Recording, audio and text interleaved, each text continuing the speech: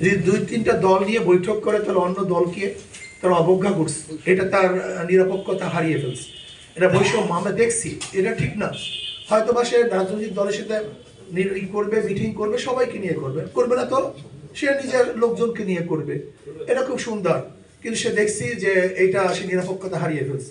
এর জন্য আমরা শঙ্কিত, জানি না আগামীতে সে কোনো দিকে ঝুঁকে পড়ে কিনা, এইটা আমাদের দেখার বিষয় আছে। এরপরে আমরা এখনো দেখতেছি যে যারা প্রোটোকল পাওয়ার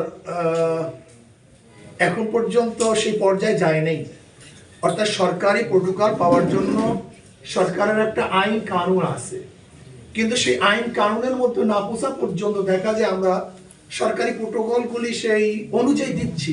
আমি জানি না দেশের কোন ল এই আইন ঠিক আছে কি নাই, এটা আমি আমি বোধগম্য না, এর জন্য আমি জানি না আগামী প্রশাসন কি কোনো দিকে ঝুঁকে যায় কি যায় না, সে ব্যাপারটা আমরা সন্দিহান।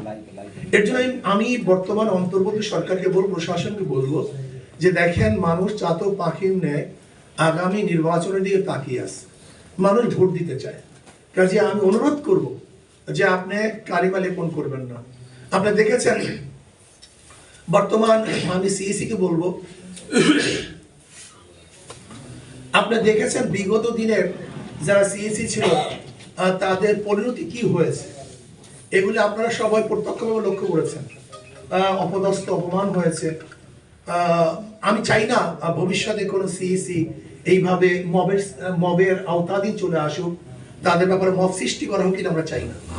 তারা শ্রদ্ধা ভাজন আমাদের লোক, তারা শ্রদ্ধার সাথে থাকবে, সম্মানের সাথে থাকবে, এটা আমরা চাই। কাজে আগামী নির্বাচনে যেন কোনো অবস্থাতেই পেশি শক্তি ব্যবহার করা না হয়, কালো টাকার সরাসরি না হয়, কেউ কাউকে হুমকি ধুমকি দিতে না পারে। এর জন্য আমি সাংবাদিক বন্ধুদেরকে বলবো, আপনারা হলো এদেশের মুখপাত্র, আপনার এদেশের কণ্ঠ, আপনার এদেশের মানুষের আবেগ, আপনার এদেশের মানুষের বিবেক। আমি মনে করি যে দেশের সাংবাদিকটা নিরপেক্ষ হয় সেই দেশ কোনো অবস্থাতেই বিপক্ষে যেতে পারে না। যে দেশের সাংবাদিকরা নিরপেক্ষ হয় সে দেশ সুষ্ঠু এবং সুন্দরভাবে চলতে পারে। কিন্তু সাংবাদিকরা যখন নিরপেক্ষতা হারিয়ে ফেলে তখন সেই দেশ আর ভালো চলতে পারে না। এর জন্য আমি আমার সাংবাদিক বন্ধুদেরকে বলবো, আল্লাহর ওয়াস্তে অনুরোধ করবো, আসুন না, আমরা বিগত দিনে বহুত কিছু করেছি এবং তার পরিণত দেখেছি।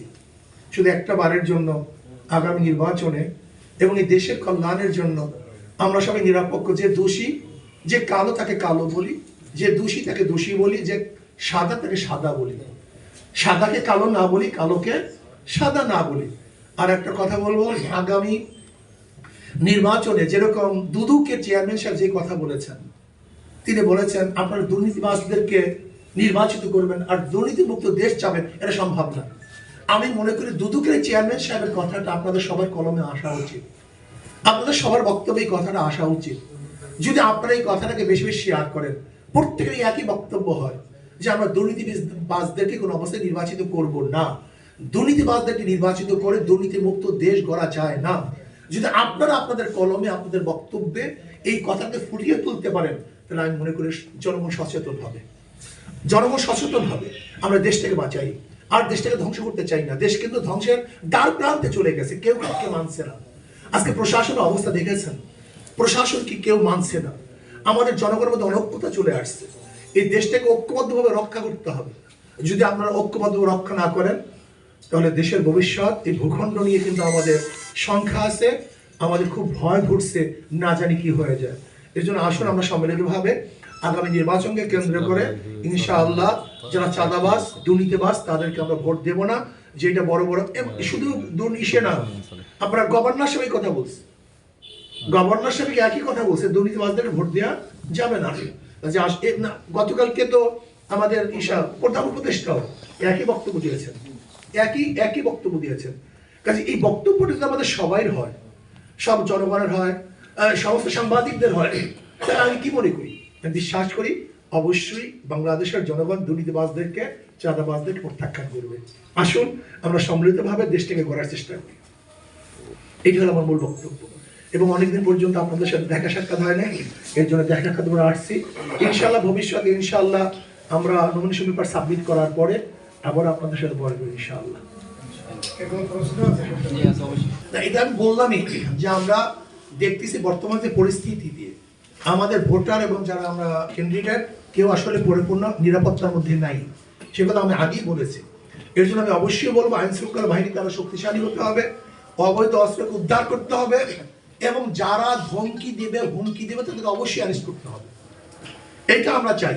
যদি এটা না করা হয় তাহলে অবাধ সুষ্ঠু নির্বাচন হওয়া সম্ভব না। দেখেন, জোট তো আসলে ক্যান্ডিডেট নির্বাচন করবে না, জোট আসল নির্বাচন করবে। কোন জায়গায় কে নির্বাচনে দাঁড়াবে এটা তো জোট নির্বাচন করবে না। জোট তো আর ক্যান্ডিডেট নির্বাচন করবে না, জোট হলে আসন ভাগ করবে। বরিশাল আপনার, বাকেরগঞ্জ আপনার, মেহেন্দিগঞ্জ আপনার, এটা হলো জোটের দায়িত্ব। আর প্রত্যেক দলের দায়িত্ব হলো যেই দল যেখানে পেয়েছে সেখানে কাকে ক্যান্ডিডেট দেবে, এটা দলের দায়িত্ব। সেটা আমার দল, যদি দল আমাকে দুইটা বলে আমি দুইটাই করবো, দল যদি একটা বলে একটা করবো। আমাকে না দেওয়া হয় না, আমাদের আন্দোলনকে না দেওয়া হয় না, এটা এটা এটা ভিত্তিহীন কথা। একজন আমিরের সিট এটা ভিত্তিহীন, এটা অমূলক, এটা প্রশ্নই হতে পারে না, এটা অযৌক্তিক। এখানে যদি আমিরের সিটি যদি আমির না পায় তাহলে জোটটা কিসে? যেখানে দেখা যায় যে জোট ভিত্তিক কোন সংগঠন অন্যান্য খুব তুখা লিডারদেরকে পর্যন্ত জোটের কারণে ছেড়ে দেয়। এরকম এখনো তো দেখতেছেন, এই যে বিএনপি কয়েকদিন আগে মানে গতকালকে ডিসাইড করছে কিছু সেট ছেড়ে দিয়েছে যেখানে বাঘা বাঘা তাদের ক্যান্ডিডেট ছিল, সেখানে আমিরের সিট অন্য কেউ। ওটা তো আসলে আমি মনে করি ভিত্তিহীন এবং চাওয়াও তো উচিত না। এটা আমি তো মনে করি উদ্ধতটা বেশি, এটা তো ঠিকও না, উদ্ধত হয় আমার মনে হয়। যেমন আমি যদি শফিক সাহেবের সিট চাই, এটা দেখতে কেমন দেখে, এটা তো দেখতেও ভালো লাগে, উচিত তো না।